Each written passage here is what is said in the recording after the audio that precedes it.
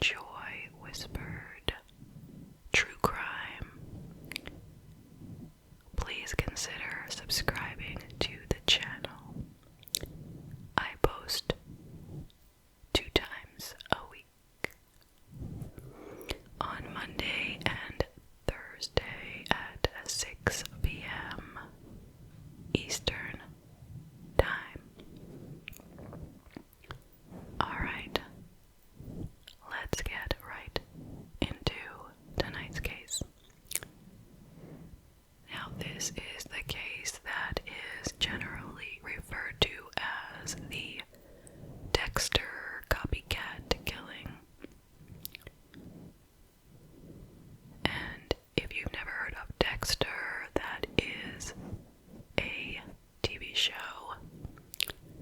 I'll just give you a super brief description of it.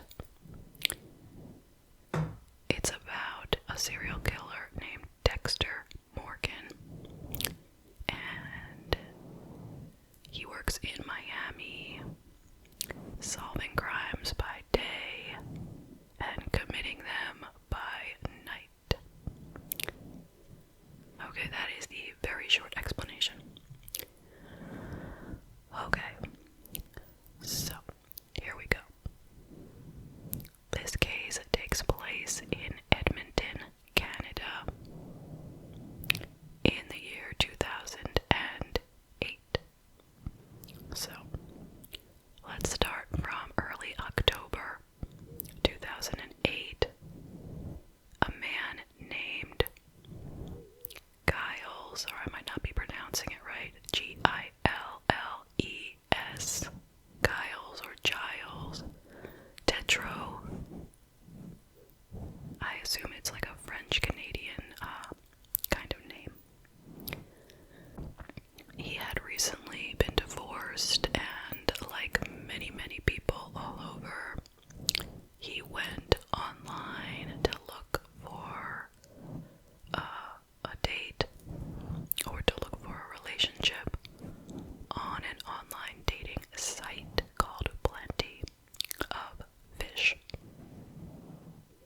And he met a lovely lady who first started out calling herself Spiderwebs, but then told him her name was Sheena. And they made plans to meet. She was a little bit, I don't know, quirky about telling him where she lived. She didn't give an address, but instead she gave a play-by-play list of instructions on how to travel to her place. You know, turn right at the red house, turn left at the, you know, whatever gas station. You know what I'm saying? I'm just making up those directions. But anyway, so he followed the intricate instructions, and she said, when you get there, I'm gonna leave the garage door open like a few inches, and just like, you know, climb under there, crawl under there, whatever, you know, and then, you know, you can let yourself in that way. So, that's what he did. He got there, he saw the garage, he squeezed his way under the door, and it was kind of dark in there. And then, just out of nowhere, a big guy jumps him from behind. And this guy was wearing a painted hockey mask.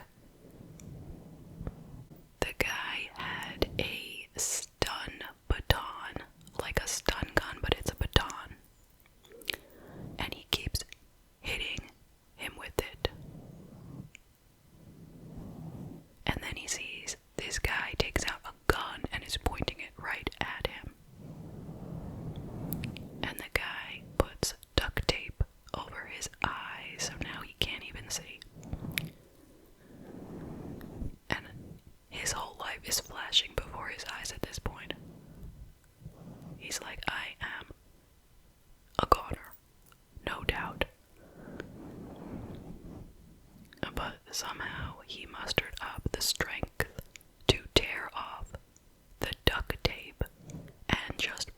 himself back out the door. You know, rolled himself back under the crack and out of the garage. And then he realized that his legs were like dead from the stun baton. And he could hardly move. And the guy in the hockey mask was chasing him down. And he wasn't moving very fast. The guy catches him, but somehow Giles gets away again. And luckily, there is a couple walking their dog. And he screams out to them to help. At which point, the guy in the hockey mask just comes over like, oh, come on, Frank, let's go back in the garage. As if they were, you know, playing around, acting out a scene or something. And the couple just kept on their merry way, didn't say anything. But luckily, at this point, Giles was able to get into his car and quickly throw it in reverse and get the heck out of there. That guy, lucky, okay, lucky is not the word. I mean, wow. But when he got home, he looked up the profile of Sheena, and of course it was gone. And he was very embarrassed, so he did not report it. And he told his friends that he had been mugged, because obviously he had, you know, bruises and such. I don't know why he was so embarrassed, though. Why should he be embarrassed? I guess for falling for it, I don't know, but that's unfortunate. But it happens. So he didn't report it. The end. Meanwhile, about a week later, another guy. The date was October 10th, 2008. And a man named Johnny Attinger had met quite a similar woman on Plenty of Fish. He was a quiet 38-year-old oil field equipment manager. So, he met this girl, Spiderwebs, whose name turned out to be Jen for him. She gave him the same list of instructions on how to meet her. And he was excited. And he told his friend, I have a date. And look at these weird instructions. Okay, talk to you tomorrow. So, that was the last anyone heard from him. Until all of his friends got these emails that said that he went and met this woman, and they really hit it off. She was taking him on a trip to Costa Rica for around about a month, and he will see them all for the holidays. Okay. Weird. You know, that's very strange.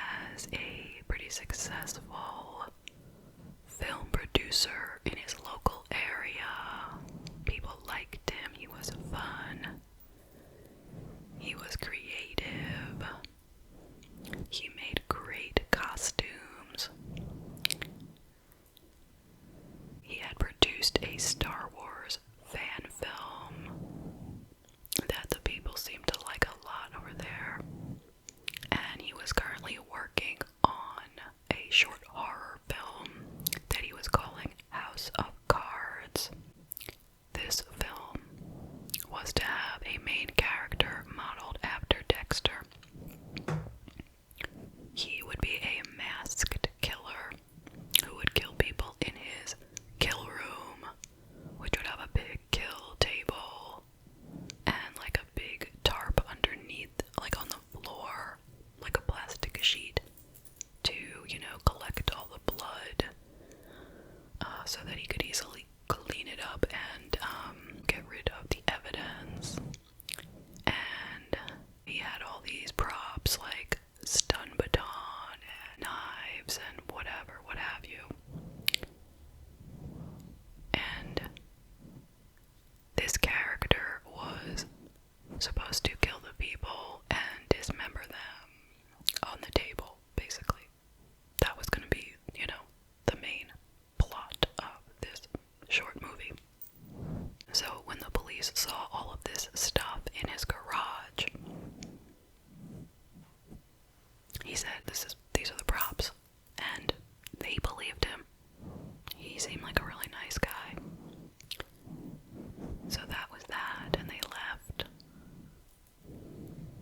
But shortly after, Mark sent the police an email, and he told them that he remembers that the night when this guy supposedly went missing, he met a guy at a local gas station who offered to sell him a $20,000 car for $40.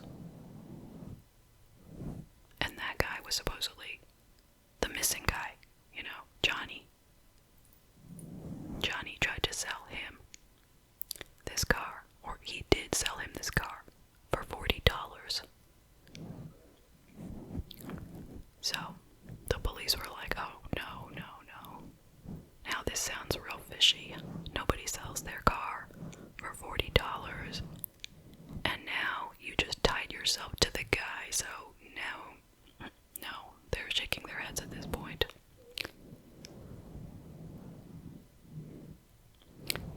So they get themselves a search warrant so that they can search this garage and they can search Mark's car. And of course, they found all this blood evidence. Just tons of it, they used the luminol and everything lit up. There was blood everywhere, everywhere. And through DNA, of course, they found out it was Johnny's blood, and also tons of this blood in Mark's car as well.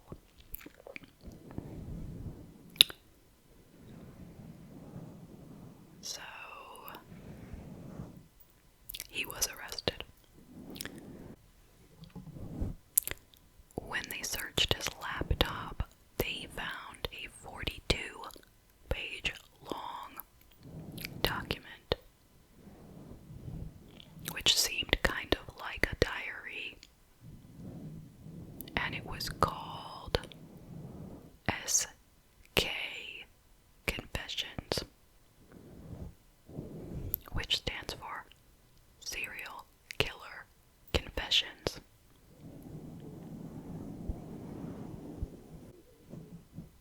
It discussed the transition of a regular, everyday guy to a crazed psychopath killer. It discussed creating fake dating profiles to lure in men. It discussed the guy who got away and what had happened with him. It discussed in detail what seemed to have happened to Johnny. He talked about how after he killed Johnny, he tried to burn him in a barrel to get rid of the remains, but that didn't work, so he dismembered him. And he described it as emptying a pumpkin for Halloween and then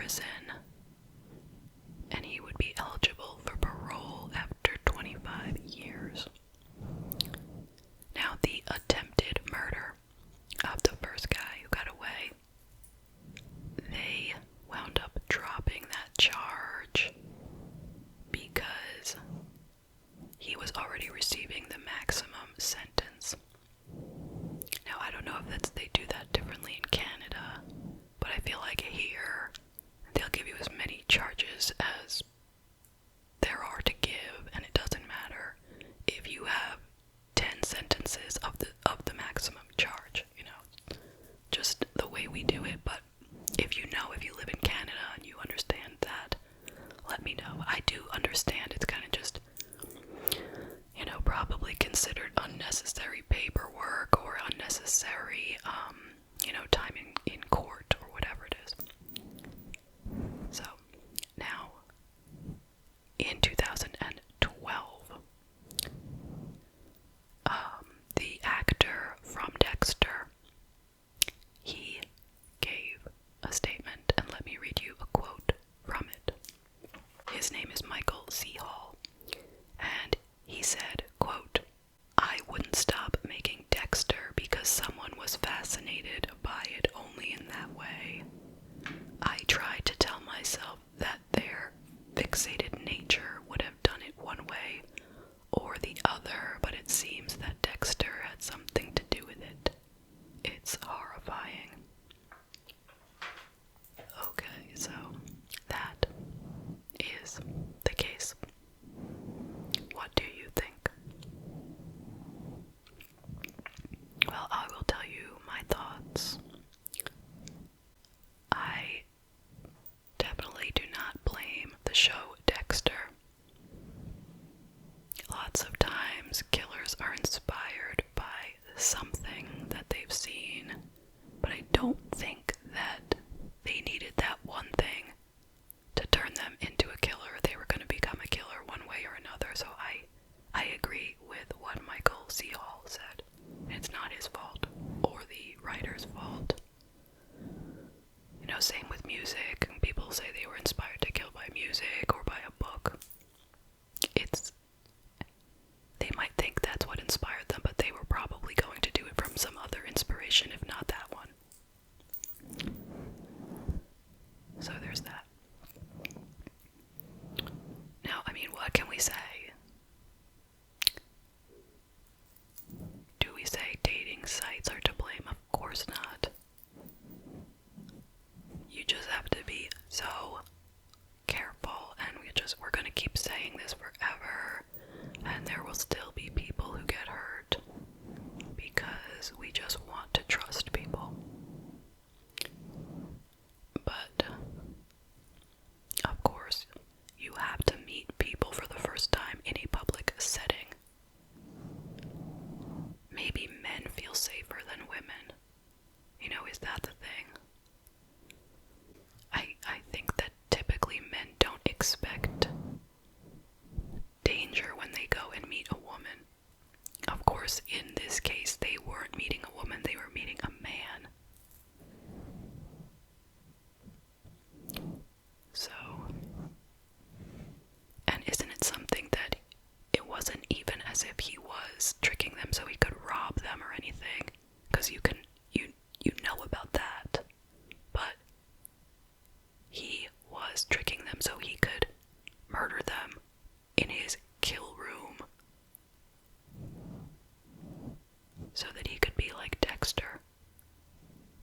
It is just so bizarre and so horrific for these guys. The first guy, he has got to be traumatized, like in a huge way, and he must feel guilty that he didn't report it. Because if he